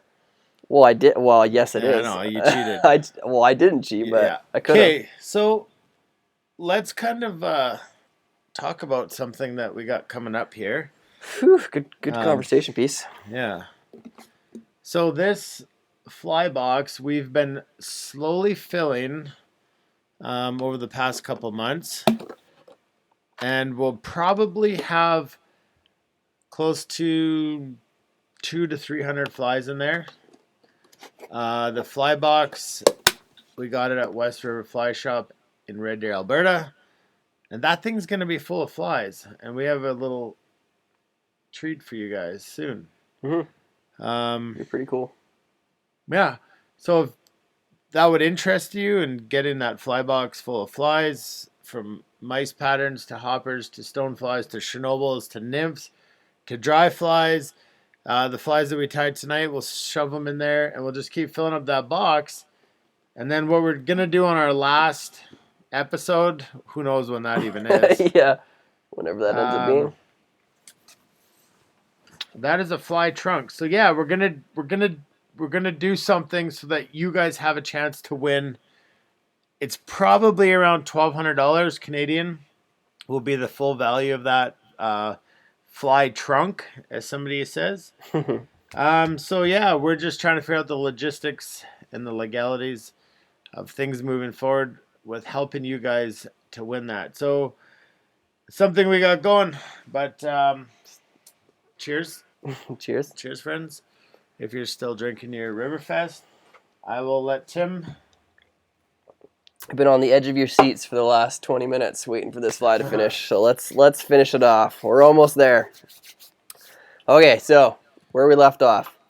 We've got our legs in. We're going to put our piece of cider foam in. We're going to add a little bit of dubbing to cover that all up, and then we're just going to whip finish this fly and cut off the front foam and trim up them legs. Okay. So go ahead and grab a piece of that foam again. So I got another piece here. I'm going to kind of do the similar thing. We're going to put more of it to the middle of the fly than the front. We'll take a wrap over top of it and cinch it down. Like so. We got that appearance there. You can tell that, or you can see that I left that foam thinner than the width of the green foam so that it's not going to show out the sides. It's just there for us to be able to see this fly a little better. So from there, all we're going to do is we're going to grab just a little tiny bit of dubbing, just a wisp. We're going to cover up our thread with it. We're going to use it to also splay the legs a little bit on this shirt, or on this fly, sorry. So kind of just make sure you're getting those wraps to go between those legs. Once you've ran out of dubbing, that's where I've ran out. I'm going to lift up the front and I'm going to take some wraps right behind the eye. Okay? And from there, I'm going to go in and whip finish it. So it is probably easier to whip finish if we don't have this on there. So I'm going to go in and trim it out. How we're going to do that is we're just really trying to round the head a little bit, just a little bit out ahead of that cider foam. So I'll cut it and I'll show you what it looks like. Just rounding it slightly. So if you look at it there, you can see, oh, I made a critical mistake and cut off one of my legs. That's all right, because you can still fix it. Can you glue that on? No, but you can tie it back in. That's the worst, and it happens a lot. It's easy to cut a leg out. Well, Corey Mahan just jumped in. Corey, Corey, how's it what going, are you man? drinking right now? Because between those legs, Cam PG would boys. take me a while to tie in all those flies while drinking beers. Yes. So again, guys, that's how I've cut my foam in the front. I've just rounded it slightly. Now I'm going to advance my Ben thread. says you just duct tape it back on. It's good. Who said that? Ben Armstrong. Oh, yeah. He's awesome. Anybody who's tied knows that's the worst. The worst is actually when you cut off one of your back legs because you got no hope of putting that back in. Yeah, you're not going back. No, you just little UV resin and hopefully stick it in there. So all I'm going to do now, guys, I'm going to go and whip finish this fly. If you've got any of that dubbing that just is a little bit out of control, just kind of clean it up a bit. All we're going to do is go in and whip finish a half hitch tool, that's actually a good thing to talk about because even me and Dana were talking earlier. Teaching someone how to whip finish is not easy. And so one of the limitations of people when they first start fly tying is that they can't figure out how to whip finish on a fly, and it's very frustrating, and you figure out ways to just try to glue or do something like that. I'm going to show you something like a whip finish tool. This is actually just the back of a bodkin. But what it is it's just that hole in the end of there. A half hitch tool, all it does is it's an easier way to get a knot when you're first learning and I use half hitches all the time to save work. And on flies, some dries as well that are tough to get a good whip finish on. You're working around material. This tool can be just so valuable. You can get actual half hitch tools. This one I like for dry flies and smaller stuff. It's a lot smaller hole in the front. And how I do that is quite simple. I take my thread, I lay my half hitch tool on it. I'm going to take 1-2 wraps over top of it. You can go a third if you want. And now all I do is I take that hole and I put it on the end of the eye of the hook. So now that's over top of it. So when I pull on my bobbin, and you can kind of spin the tool a little bit, you can see that thread working down. It falls off of that tool right on that eye, and I can just pull it tight, and that's a great knot, okay?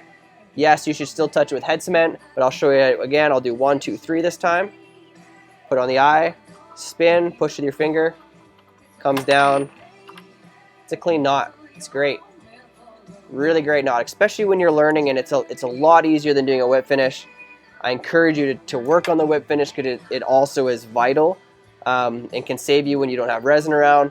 But there's a lot of ways of using this half hitch that is just great. Okay, so that's basically it. All we need to do, make sure your legs are where they want and that they're still attached, and we're just going to trim them. So we don't want these legs long at all. This isn't like a regular chubby that we're going to really leave these maybe a little longer. I'm going to go quite short with them. Looks like you got 8 1/4 legs there. Don't stop calling out my mistakes here. Is that here. armpit hair? There. Okay, you happy? It's gone. Is that armpit hair? Yeah, armpit hair. So then you just go in, match the other side to it. There you go. Steve Lyle's like, where was that? Would you use like a pen? He's like, where was that 5 weeks ago when I started tying? Sorry, buddy. This is actually something we should have talked about a long time ago, because the whip finish can be the single most frustrating thing. And I promise you, if you work on it, it will get better. But it's just gonna click one day. You're gonna watch 10 videos that make no sense, and you're gonna just mess with it, and all of a sudden it just works. We are working on coming out with a video for you. Yeah, we're trying to build a monster whip finisher. Yeah, we're trying to build a monster one to show you with rope, but really just want to give you the best explanation possible. And it's not really something I want to just wing and tell you, because I know I can show you how to do it, but it just will not be, it won't seem as simple to you, because I know that I've watched enough videos to try to learn it. We're going to come up with the best verbiage and actions to show you exactly how to do it, and put out some good content for you. So stay tuned for that. We'll let you know when it's out so you know. But yes, that half hitch tool, grab them for yourself. You need batteries. In my mic? Yeah. So it's my turn to tell a story. Chat away. Yeah, Dana, hit us with a story. It's my story time here, folks. and I feel like the guy. Speaking of which, Stampede was canceled today. That hurts. That it amongst many other things that are absolutely devastating at this time. If you guys aren't familiar with the Calgary Stampede, it is dubbed the greatest outdoor show on earth for a reason because it is, and in Calgary it's an enormous party. It's an enormous financial thing. It's for us. We get a ton of tourists for our industry and guiding. A ton of people come up here for Stampede. Then we got to take them fishing. It's probably our busiest week of guiding throughout the whole entire summer. So yeah, that's a curveball. I felt like they were trying as long as they could to hold off before they had to cancel. I almost feel like it was Jacob Fraser. You're right. He said they could cancel the Stampede, but they cannot cancel the Stonefly Hatch. With a caveat there, the TransAlta can cancel the Stonefly Hatch. So I just feel like I've literally been walking around with my hands around my ankles for like the past 4 years. Between the 2013 flood, between horrible dam mitigation in... hang on, I think your mic's back up. Mic's back up. Yeah, Tim's back. Awesome. So, I can also... Don't worry, don't look at me. I can let you back into the yeah, show. well, there's two Danas. It's just me, guys. Just listen to the sultry sound of my voice. That's all you need. I'll put you to sleep. The double me. Yeah. So the Stampede is... I haven't totally digested the whole thing. Troy thinks it's too soon to cancel. I agree, but they did. They announced today that it was $400 million in 2 weeks to the city of Calgary gone. Hey, but we have to be creative and we have to pivot.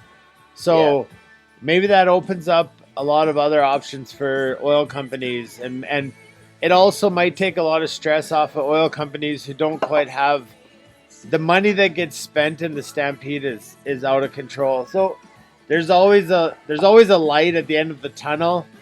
I just don't think it's on yet because I haven't seen the light, but Montana's starting to open. A lot of positive talk happening right now, so I'm excited. I believe we'll be out on the water sooner than later.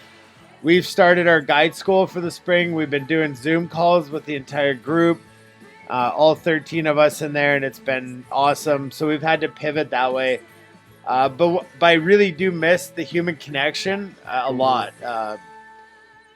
You? Yeah, it's the same, man. It's like that word he just uses, something you need to just take and apply to your life right now, because pivoting is the only thing we can do. If we hit a wall and we get frustrated and whatever with what's going on, it just puts us into a negative mindset, and there's no point in doing that right now. I mean, we're living for the enjoyment of things like this, Thursday Night Live, the interactions we get to have, not only with each other but with you guys. And yes, it's virtually, but we're getting by, right? Stay hopeful. We know it's coming soon. Yes, we want to see you. We want to see you in our boats. We crave nothing more than to be on the river, rowing you down fishing. But cranking out some One Direction. One Direction will be on a playlist. I want to see your bum cheeks in the front of my boat. Literally, we get to just stare at bum cheeks all day. Yeah, you never ever put the wife in the back of the boat. All right, Ben said, how about a Stampede fly tying episode? Hats, boots, and guns. I was thinking assless chaps. Yeah, great idea. We'll tie, but we'll be facing the opposite direction. Yeah, you won't see the fly. You don't see anything. It's you like want to see. When the show went south. Yeah, if we're still doing this at Stampede, that's what you get. I think we'll run out of flies. We tie in chronomids. And, yeah, don't make us do that, please. Sunday, the stay-at-home order in Montana is up. Boom. Can we cheers to that, Montana? Cheers. You guys are brilliant, and I wish we were Montana. Pants Pensive Dance Off. Cam, I don't understand your message. Let Haley type for you, please. It'll be a dark hole episode, Mark said. Dark hole, indeed. Dark indeed. We could. We didn't give I a don't shout out, plan hey? To who? For Haley. It's her birthday a couple days ago. Oh, yeah. Well, we FaceTimed her, sang her happy birthday. I was on guitar. Tim was on lyrics. Neither of which were good. They were, subpar. But we did good. So, yeah. So happy Aaron birthday, Nova. Haley. We know you tune in and you time with your dad, which we love that you're doing that with us. So yeah, man, thank you for that. It's your night. So Cam and his daughter this has turned into their night, and that's pretty cool. Cam often followed us and came to the brewery. And now being at home, it's something that's probably forged a pretty cool relationship with his daughter. So, and at least he's Haley's top fan. That's probably a good point. She probably has a shirt ready for you. Yes.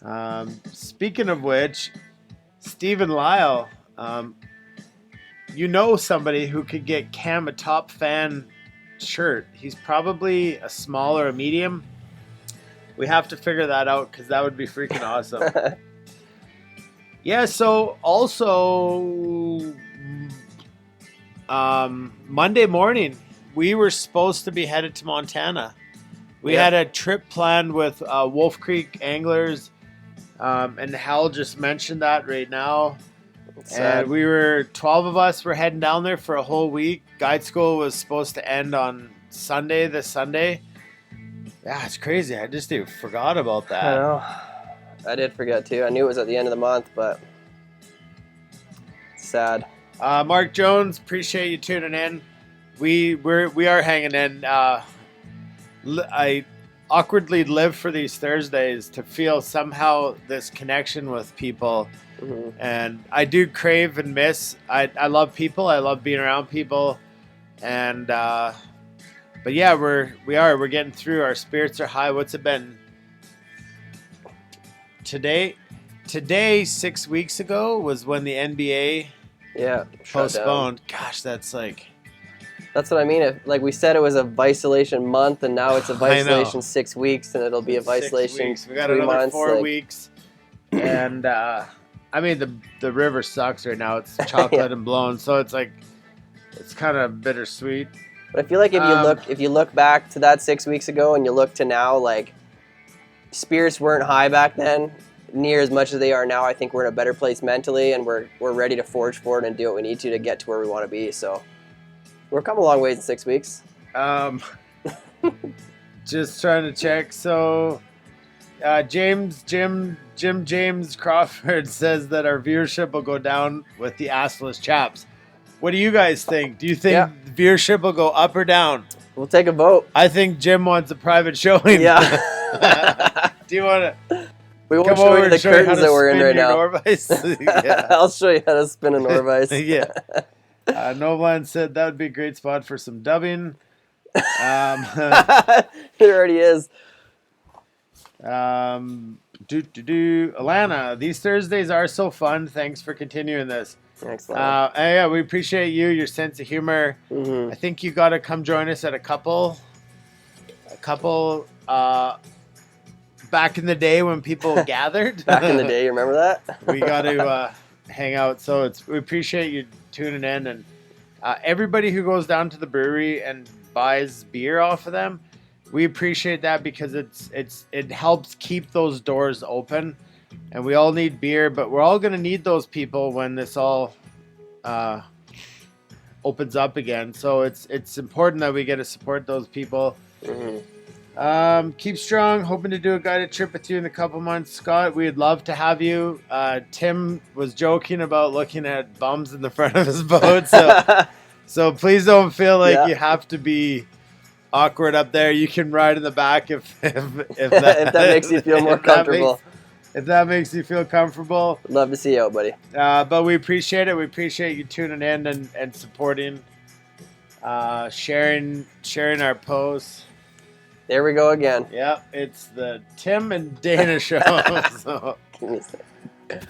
What am I attached to? We just get rambling in these couple cameras don't want to stand, so I'll just be the entire show right now. Sideways. The show goes sideways sometimes. But Tim's back. Hello, I'm back. Where the heck can I go fish all my pink flies? Yes, Marcus. Marcus, here's the problem, Marcus. You tied too many pink flies. Oh, That's the best. Yeah, we showed him a few pill poppers and Ray Charles, and I think he tied 8 million of them. Well, none of them were Ray Charles or Bill Yeah, Barbers. they were the Von Baldwin spin on them. Do bums even look good in waders? No, that's why we wear assless waders. You can wear hip waders on your boat. Those would be, that would be something. But what would you hook them to? Because don't they hook onto something on your pants? Well, yeah, just an invisible belt. Oh, okay. Well, like So you're saying they'd be around your ankles and there'd just be way too much showing. Okay. Gotcha. Sometimes we hang out here way too long. Stunning haircut, boys. Like it? I'm not as bald as that guy. Our barber said stunning haircuts. She gave us a set of clippers and we went to town. Joel, I believe it's Sather, tell me which one it is. By spelling it out phonetically. I was going to say, if you just say like, respond. Hey, waiting for the... Appreciate it, Cam. Do bums look good in waders? Already read that. I think they can. I'm just saying. If Tom, you wear... appreciate the mono. Scott says they should wear a mono belt. I think floral. mono belt. we're gonna do this. It better be 7X too. Because you don't want tan lines. If you use 15-pound floral, nobody likes tan lines. Oh man. Oh, what are we coming out with a fly fishing calendar for the year? That is a great idea. She heard about the assless chaps combo. Yes, we might have to pay the bills. Yeah, that might be how we get through this year. We didn't guide, but we put out our 2020 COVID-19 assless chaps. Yeah. Oh man. Oh gosh, that's funny. Whew. All right, so. Oh, that song. I think it was the song that was making me. Or maybe it's the stack of empty cans. Yeah, it's only 2. And so the answer way back when was 3. And I think Aaron Novlan had that. But this one's getting warm, so I might as well finish it. Yep. Oh, yeah. These signs. Can you guys see these? I think what I have to do is turn this off. So, these signs, if you're interested in these signs, I don't know what they cost to ship, but they're like a 1/4-inch placard. We get them made here locally in town. If you want one, I can figure out a price with cost of them and shipping. I think they'd look super cool in your man cave, your garage, your woman cave. Whatever. The other one is here. This is our Fly Fishing Bow Outfitters logo. Cut to shape. Same idea. There's really no mounting mechanism other than however you decide. The other thing is we're thinking of inlaying the Thursday Night Live one into our fly time table, routering it in. So we got ideas for that, but if you guys wanted one of those for your man cave, garage, or whatever your tying room is, send us an email, info@flyfishingbowriver.com, and we'll get you a price. And if it doesn't work, that's totally fine. No, we don't get offended. If the price works for you, we can pretty much get it to you for what it costs us, and then ship it out to you guys. It'd be cool to see a bunch of these around. See them up in people's tying rooms or garages or whatever. So yeah, if you did respond that you want one, just an email is the best so that I can keep track of that, and then I'll show you guys a price and figure out where you live and figure out a cost to ship it. And more so, we just want to kind of get them. I'm literally talking and I'm not on screen. There, I'm back. Okay, I was gonna get a cold one. And then that's it. That's it. We're not it. This isn't over, but another great episode. A great way to brighten up your week. Thanks. That's Elaine Lee. I believe that's Doug. I'm trying to keep track of like who's the not who. Who's the Not who the but woman? not who. Yeah. And Doug, we appreciate your support. Mm-hmm. Always. If you guys don't tune in, we're literally just two dudes sitting 2 meters apart in a studio. Time flies, and that's boring because that's the other 6 days of the week. Yeah. Haley wants a placard one, the one behind Dana. Let's make it so. So I believe that's the Fly Fishing Bow River Outfitters one. I have a hard time keeping track on here. So Justin Fisher, thank you for what you're doing. Give something to look forward to. Again, thank you. It's like selfishly, this is something we get to look forward to, and I feel super blessed that we had something kind of set up and an idea that we could continue to somewhat broadcast this, if you would call that. Hugely. Thankful for Tim and his ability to tie, and Tim just got accepted onto Team Norvice, so you can Thank you, Norvice. congrats Tim and the Norvice team. Welcomed him on as much deserved for all of his time that takes place here, and we look to build that relationship with Norvice on Thursday Night Live. So stay tuned for that. Hal, we appreciate you being here. Stephen Lyle's out of here. He's going to make Cam a shirt. Thanks again this week. Brighten my week since the river is so chocolatey. That's a fact. We actually floated on Monday. Yep, Monday. Yeah, we took our girls, Ren and Matea, and they got the front of the boat. Matea's 11 and Ren is 4. They're about 4.5, 11.5-ish, somewhere close.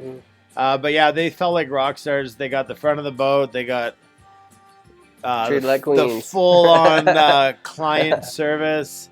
They tipped poorly, And though. they didn't really tip. poor tips. They didn't tip. But That was such a fun day. yeah, honestly, man, that was such a cool day. Like, Because lots of times we're on the river, whether even we're with buddies or clients, you feel a lot of pressure. You feel pressure to find fish. You feel pressure to perform in some way or another. And like, I don't know how many times Ren just, she was calling him Matea most of the time. She's like, Matea, isn't this just an awesome day? yeah, That's is it like, better than you thought it? Yeah, is it better than you thought it? Like, yeah, it just crushes your heart because for them, they don't need 1,000 fish. They just want to hang out with you. They don't need anything. I wish, and we'll have to do that again in a fishable situation. Totally. But it was cool. It just kind of gave you this humble approach because, like we said, oftentimes being on the river is a job, and finding the fish and the pressure of that is a lot. And you feel like you're out there and you have to perform and you have to show people, like, they didn't. It's not that they really didn't care. They didn't care at all. No. They both put in a valiant effort of fishing. We knew it wasn't really going to happen, and so we spent a lot of time having dance parties, floating down the river, eating way too many snacks, getting gut rot, slightly True. sunburnt. Yeah. And the coolest part was as we come out of the river, Matea passes out 5 minutes later. Oh, yeah. And it's just what the fresh air does. So, it was just the Italian market food and a lot of it. Yeah, too much. So any tips if people are going to try fishing the bow with the runoff?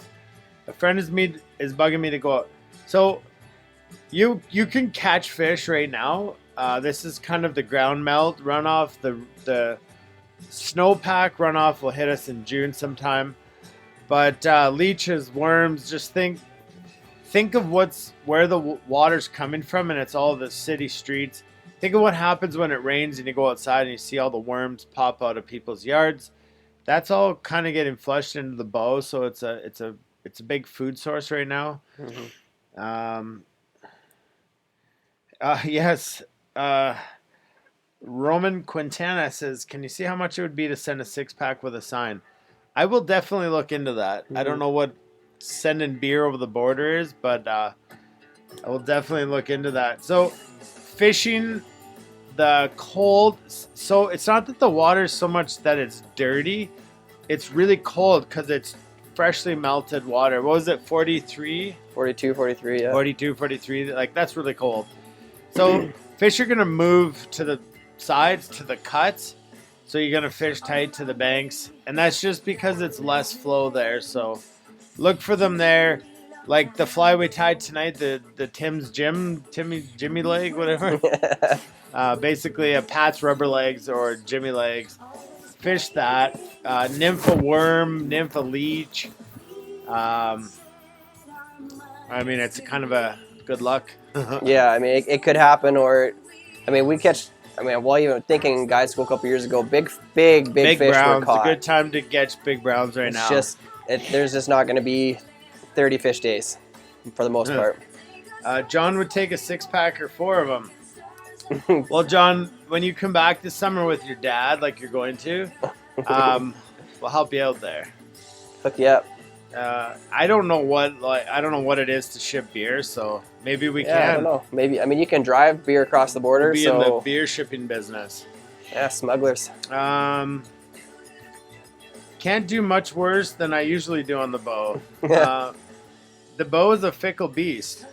What I will say, because I don't know how you do on the bow, and I'm not judging your fishing, but you can't do worse than sitting on your couch. Very true. So get some fresh air and get out. All right, so oh yeah, I got it. Ben's looking forward to stocking up the beer fridge next Tuesday. More Riverfest, Cherry Raz Wit. I'm also gonna need to do some sit-ups. Sit-ups are overrated. Yeah. Yeah. I can't wait. We'd planned to be set up outside tonight because it's been beautiful all week. And then old Mother Nature said no and threw a storm at us. So Maybe next week. Hopefully next week we will be set up outside.